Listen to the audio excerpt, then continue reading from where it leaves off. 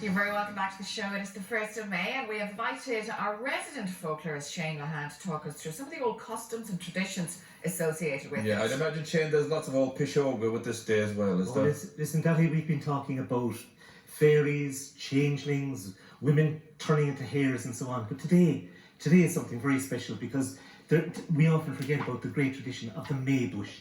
And the May bush was something that was all over the countryside.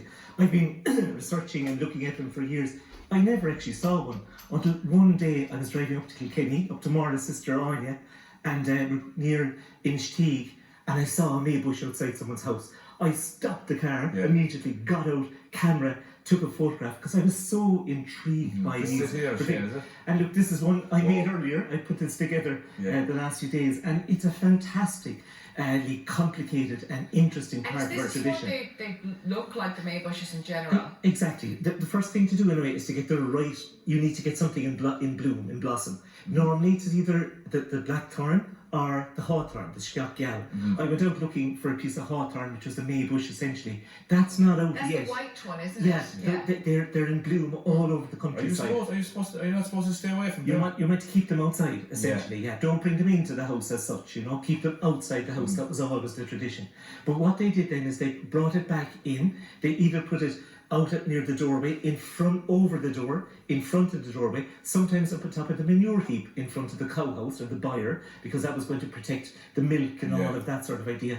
But most importantly, we're seeing lovely ones here, Shane. Different ones. Yeah. They decorated it with the yellow flowers that were out. Some of the firs, some of the cowslips, some of the primroses that are there, all those beautiful yellow flowers. They would got ribbons of all colours because it's the month of the Virgin Mary. They often had blue and white ribbons in particular. But they also put in as silver paper that they had kept from sweets and so on. And very importantly, they kept the eggs, the old eggs that they had decorated for Easter. They were kept specifically for the May bush. Because they were elements, everything, we were always talking about fertility, but this really is the 1st of May. This is bringing as many fertile things together for you at this time. But they were decorative. This was like the Irish Christmas tree, long before they ever developed it in Germany and so on. Can I ask you a question? We were discussing this at the top of the show of, is this the 1st of summer? Because the first day the of summer. meteorologists say no, is that right? The 1st of June, the meteorologists, Lads, I re-emphasise it's Saura, Banningauna, Hugmer, Fain and Sauralin today is the 1st of May, is the 1st of summer. We always thought that too. Always in Irish tradition, forget about the meteorologists. Listen to the tradition. We were hoping you'd say that. We always thought that. But as well, when you're talking about the hawthorn, I always growing up associated that with Nigel Miller, with Mary, that it was the bush. And I think in memory, my grandmother used to talk about that. So what happened is that all these traditions evolved and they get interlinked and so on. What was really interesting about them is that they also had sort of an idea that the children would make these in particular, and they might put a little money box under it, and in the morning, like the tooth fairy and so on, there would be money in that, and there would be a little party that they would have and so on. Another thing that happened, which was interesting, is that they often set it on fire at the end of the day. So we also have a tradition of lighting fires on May Day, and the May bush was set alight and so on. In other parts of the country then, you had a tradition of having what they called the May ball. So these first and foremost had the children had a tradition, but it went back to an earlier tradition where people went around parading these May bushes right around the towns, right around the this is only for one day, Shane, was it? Only on one day. So would they take it down after one day if they didn't burn it? They would they might leave it up sometimes leave it up for a month. There's a tradition of what's called the May bow, which was a tradition whereby you boiled the new potatoes with the wood from the May bush. There's all these sort of associations. And is that just for taste or for some? No, that was kind of the fertility. Once you planted the spuds and so on, you were boiling it and so on. But go back to the May ball for me, because the May ball was what it was all about. The girls used to parade the May bush around. In it, there would be usually either a silver ball or a golden ball, something of that sort.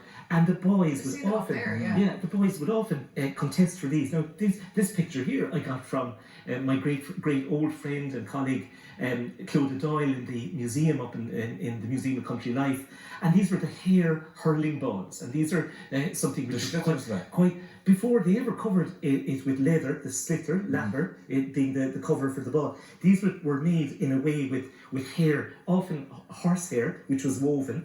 The cattle were always losing their hair around this time of the year. And what they used to do is they used to roll that around, and they would put a bit of dung on it and put a bit of spittle on it. And when they had this fine ball to bind it together, they wove this horsehair and they made these hair hurling balls. And we're not quite sure whether the May ball or the hurling ball were the same thing, but I can tell you one thing.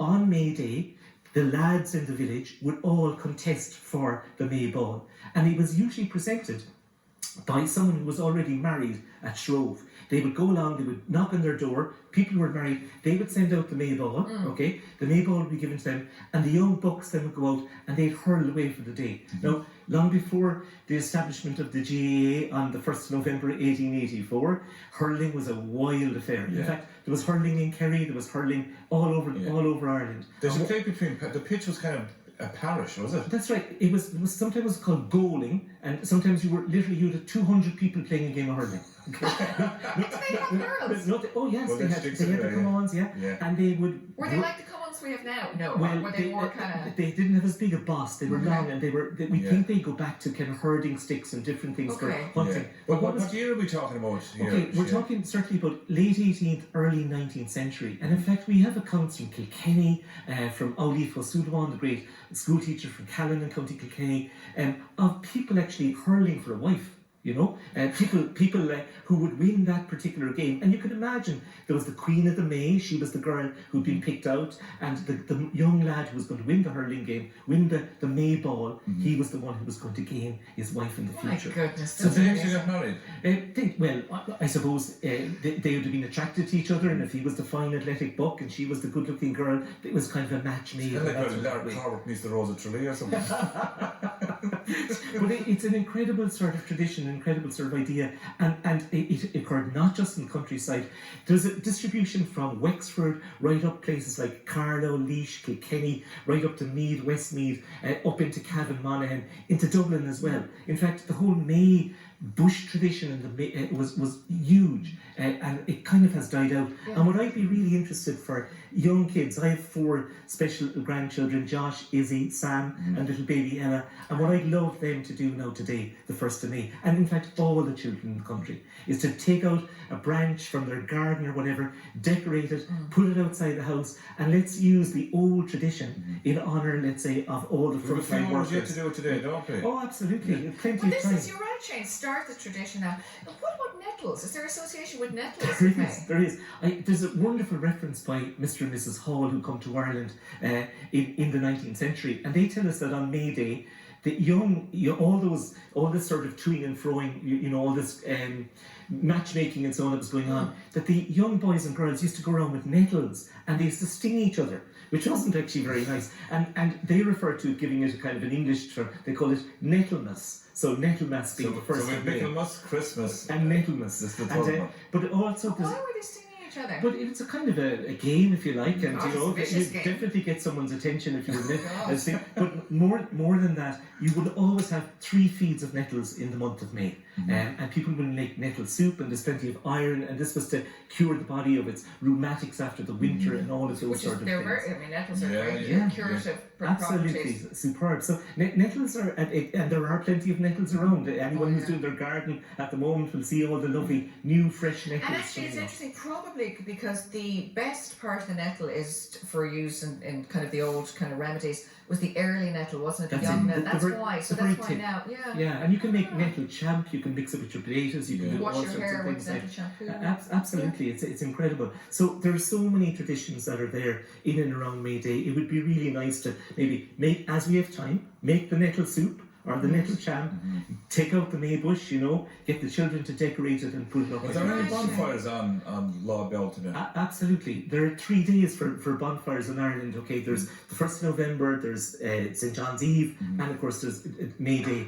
And the May bush going on fire was one part of that. And they felt that if children were put through the smoke that came from the May bush, that would help them and that would protect them as well. But they often drove the cattle between the May fires, and young lads as well showing keep them healthy. Keep them healthy and to cure them of anything. And it was a big part, because this was the Booley tradition, where you were taking the cattle up onto the summer pastures, getting them off up onto the high ground.